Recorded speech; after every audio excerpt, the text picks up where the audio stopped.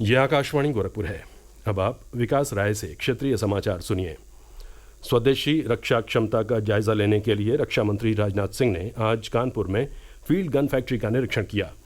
वहां उन्होंने धनुष सारंग गन और इंडियन फील्ड गन तथा T-90 टैंक की बैरल को बनते देखा और उसकी गुणवत्ता की जानकारी प्राप्त की।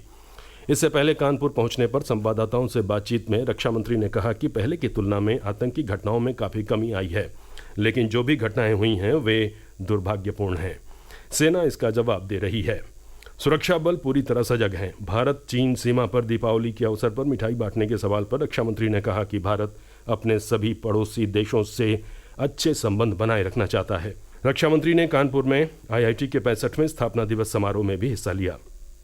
मुख्यमंत्री योगी आदित्यनाथ ने आज सुबह गोरखनाथ मंदिर में जनता दर्शन कर करीब 200 लोगों की समस्याएं सुनी और त्वरित तथा संतुष्टिपरक समाधान का आश्वासन दिया। इस दौरान उन्होंने लोगों से कहा कि सरकार हर पीड़ित की समस्या का समाधान कराने के लिए दृढ़ संकल्पित है। जनता दर्शन में मुख्यमंत्री ने अधिकारियों को निर्देश दिया कि वे हर व्यक्ति की समस्या को संवेदनशीलता के साथ सुनें और उसका समाधान सुनिश्चित करें।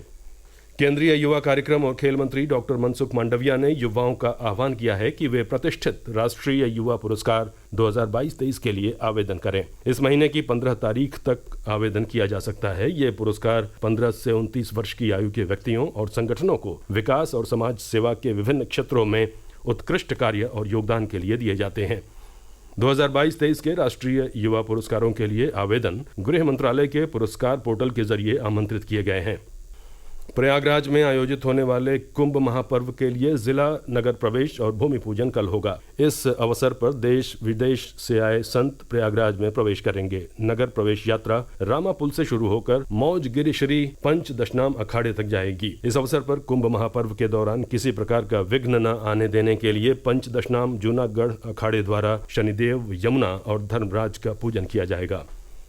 त्योहार के मौसम को देखते हुए भारतीय रेलवे ने लोगों के आवागमन की सुविधा के लिए कई कदम उठाए हैं। इस क्रम में कई रेलगाड़ियां चलाई जा रही हैं। लखनऊ मंडल में यात्रियों की सुविधा के लिए क्या क्या कदम उठाए गए हैं, ये जानकारी लखनऊ मंडल के मंडल रेल प्रबंधक सचिंद्र मोहन शर्मा ने हमारे संवाददाता को दी। 23 तारीख से ही करीब 9 तारीख तक स्पेशल्स चल रही हैं। पहले दिवाली और फिर छठ के लिए जो स्पेशल्स हैं वो चल रही हैं। बिहार बाउंड स्पेशल्स हैं काफी। अगर मैं लखनऊ मंडल की बात करूं तो आज की तारीख में ही हमारे यहाँ करीब 50 स्पेशल ट्रेन्स हैं जो लखनऊ मंडल के अक्रॉस चल रही हैं और इसमें काफी सारी बिहार की तरफ हैं, नहीं तो गोरखपुर डायरेक्शन के लिए हैं और ये ज्यादातर नई दिल्ली से आनंद विहार, अमृतसर, जम्मू, लखनऊ इस साइड से आ रही हैं। कुछ तो गुजरात से गोरखपुर और मुंबई से गोरखपुर की तरफ भी जा रही हैं।